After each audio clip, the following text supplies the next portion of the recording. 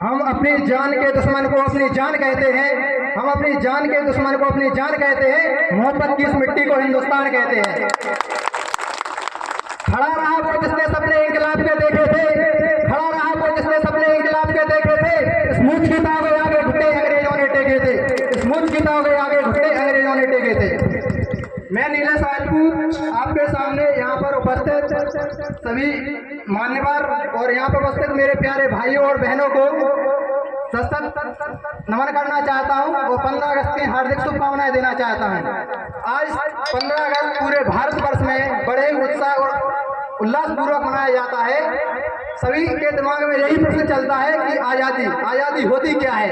तो मैं बता दूं, आज़ादी का मतलब केवल वही लोग समझ सकते हैं जिन्होंने कभी किसी की गुलामी सही हो। हम सौभाग्यशाली हैं कि हमने स्वतंत्र भारत की भूमि में जन्म लिया है। हम सौभाग्यशाली है कि हमने स्वतंत्र भारत की भूमि में जन्म लिया है।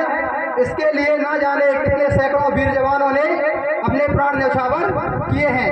ये आज़ादी हमें कोई खैरात में नहीं मिली है, ये आज़ादी हमें कोई खैरात में नहीं मिली है।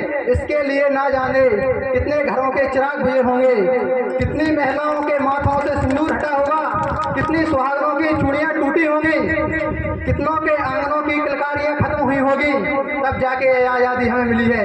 यह सब जानकर मेरी सांसें थमसी जाती हैं और रूह कांप उठती है। मैं उन वीर वीरांगनाओं के बारे में सोचता हूँ तो मेरा भी खून खौल उठता है कि काश मैंने भी तब जन्म लिया होता तो अपने भारत माँ के लिए कुछ करके दिखा देता। अभी भी समय है सभी युवा पीढ़ियों से, युवा शक्ति जो नए उज्ज्वल भविष्य है कि सबको एकजुट होना चाहिए और भारत के लिए एकतापूर्ण लाना चाहिए और भारत के लिए श्रद्धापूर्वक कार्य करें जो आगे जाकर सबके लिए एक मिसाल बने। जब भारतवासी अंग्रेज फिरंगियों के फेरे में फंस जाते थे तो मेरे रंगरे बसंते चोला की आवाज में टोले के टोले उमड़ आते थे। एक प्रसिद्ध नारा था वंदे मातरम। ऐसी अनहोनी घटनाएं हो जाती थी युद्ध होते समय कि प्यार भी भरपूर गया, मांग का सिंदूर गया, प्यार भी भरपूर गया, मांग का सिंदूर गया। ऐसी अनहोनी घटनाएं हो जाने पर भी माँ अपने बच्चों को सरहद पर लड़ने के लिए भेज दिया करती थी। वह पत्र में लिखा करती थी, माँ ने पत्र लिखा है बड़े ही चाव से, माँ ने पत्र लिखा है बड़े ही चाव से, पुत्र मेरे ना घबरा जाना, पुत्र मेरे ना घबराना, 1 इंच भी पीछे ना हट जाना, चाहे इंच इंच कट जाना, चाहे इंच इंच कट जाना। भारत माता के पूरा देश देशभक्ति साबित कर रहा होता था। और मैं बता दूं कि उन वीर वीरांगनाओं ने 200-250 वर्षों तक अंग्रेजों की गुलामी जो सही है, अंग्रेजों की बेड़ियों से बने रहे, वो समय कैसे सहा होगा। जन्म तो अपनी ही मातृभूमि में लिया, जन्म तो अपनी ही मातृभूमि में लिया, पर दुर्भाग्य है कि उन्हें माँ के आंचल की छांव न मिल सकी, उन्हें अपने माँ के आंचल की छांव न मिल सकी। और मैं बताना चाहता हूँ कि जब अंग्रेज फिरंगियों के फेरे में फंस जाते थे तब क्या छोटी छोटी लड़कों की चोटियाँ चली गई, छोटे छोटे लड़कों की लंगोटियाँ चली गई। ऐसा एक विस्फोट हुआ, पता ही चला नहीं, जिस्म की कई बूटियाँ चली गई। आपके लिए तो साहब एक आदमी हो रहा है, मेरे घर की तो रोटियाँ चली गई। मैं यहाँ कोई राष्ट्रकथा सुनाने नहीं आया हूँ, मैं ये बताना चाहता हूँ कि राष्ट्रभक्ति होती क्या है। मैं नहीं मानता फेसबुक और व्हाट्सएप की डीपी को 3 रंगों में रंगना सच्ची देशभक्ति है। इसके लिए मैं कहना चाहूँगा, ट्रैफिक की छांव में वो रहने वाला लड़का जब नंगे पांव झंडा बेच रहा होता है तब क्या आप उसके लिए उसकी देशभक्ति कहेंगे? नहीं, यह उसके देश के लिए भक्ति नहीं है और उसके पेट के भूख की शक्ति है जो उसे ऐसा करने के लिए मजबूर करती है। ना लोग मंदिर को जानते हैं, ना शिवालय को जानते हैं, जो पेट के भूखे होते हैं वही भोजन के निवालों को जानते हैं।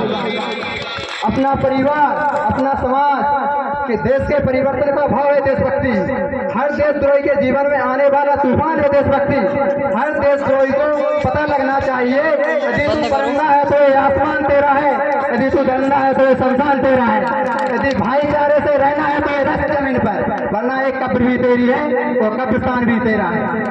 किसी क्रांतिकारी ने क्या खूब कहा है कमजोर नहीं है माँ तेरे ये लाल, कमजोर नहीं है माँ तेरे ये लाल, अपने लहू से धोएंगे तेरे दामन के हर दाग को, अपने लहू से धोएंगे तेरे हर दामन के दाग को।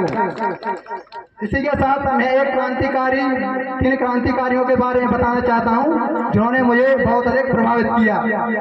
सुखदेव, भगत सिंह, राजगुरु। जब उन्होंने असेंबली में बम फेंका तो उन्होंने इंकलाब जिंदाबाद का नारा लगाते हुए अपने आप को अंग्रेजों के हाथों समर्पित कर दिया।